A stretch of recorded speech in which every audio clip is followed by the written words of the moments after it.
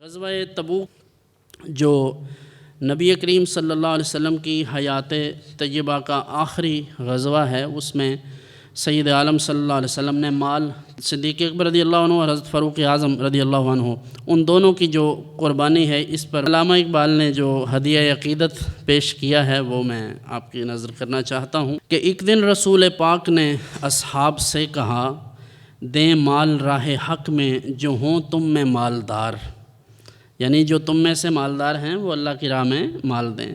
ارشاد سن کے فرتے طرب سے عمر اٹھے، اس روز ان کے پاس تھے درہم کئی ہزار۔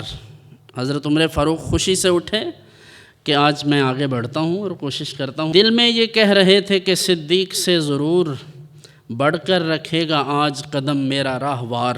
کہنے لگے میرا عقیدت اور محبت کا اور جانثاری کا جو گھوڑا ہے وہ حضرت صدیق اکبر سے آگے ہی قدم رکھے گا آج۔ دل میں یہ خیال تھا، یعنی نیکی میں سبقت کا خیال تھا، کوئی حسد نہیں تھا، کوئی کسی کے بارے میں بری بات نہیں تھی، لیکن یہ نیکی میں آگے بڑھ جانے کا جذبہ تھا جو کہ کسی مسلمان کے دل میں ہونا چاہیے۔ لائے غرض کے مال رسول امی کے پاس، ایثار کی ہے دست نگر ابتدائے کار۔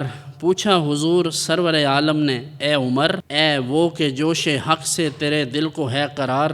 اے وہ عمر جس کو حق کے معاملے میں یعنی اللہ کے دین کے معاملے میں ہمیشہ غیظ و غضب رہتا ہے کفار پر، اے وہ عمر یہ تو بتلائیے کہ رکھا ہے کچھ عیال کی خاطر بھی تو نے کیا؟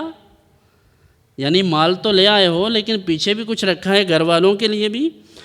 مسلم ہے اپنے خویش و اقارب کا حق گزار، کہ مسلمان جو ہے اس پر رشتہ داروں کا اپنے اہل و عیال کا خیال رکھنا بھی تو ضروری ہے۔ تو کی عرض نصف مال ہے فرزند و زن کا حق، باقی جو ہے وہ ملت بیضا پہ ہے نثار۔ عرض کی حضور آدھا مال گھر میں رکھایا ہوں، آدھا حضور کے حکم پر امت کے لیے قربان ہے۔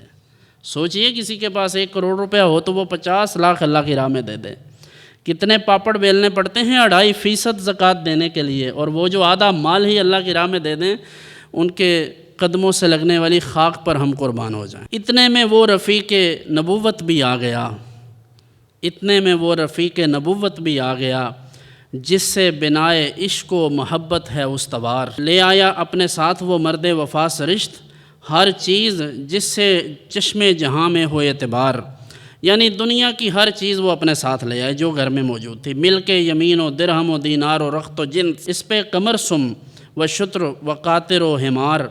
کہتے ہیں وہ اپنے ساتھ لونڈیاں، غلام، درہم، دینار اور ایسے گھوڑے جن کے پاؤں چاند کی طرح کے، ہلال کی طرح کے، وہ بھی لے آئے ہیں، اور اپنے ساتھ اونٹ، خچر، گدھا بھی لے آئے ہیں۔ کہتے ہیں بولے حضور چاہیے فکر عیال بھی، حضور فرماتے ہیں کہ گھر والوں کے لیے بھی کچھ رکھا ہے ابو بکر؟ تو کہنے لگا وہ عشق و محبت کا رازدار، عرض کرنے لگے اے تجھ سے دیدہ مہ انجم فروغ گیر۔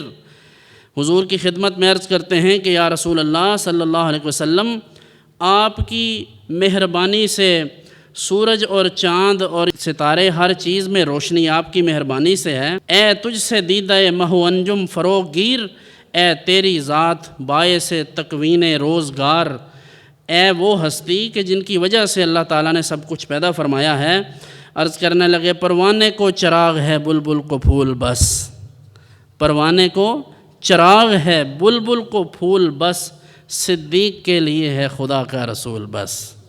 عرض کرنے لگے سب کچھ حضور آپ ہی کا ہے اور آپ پر قربان ہے، جب سب کچھ حضور کی بارگاہ میں پہنچ گیا تو میرے لیے سب کچھ موجود ہے۔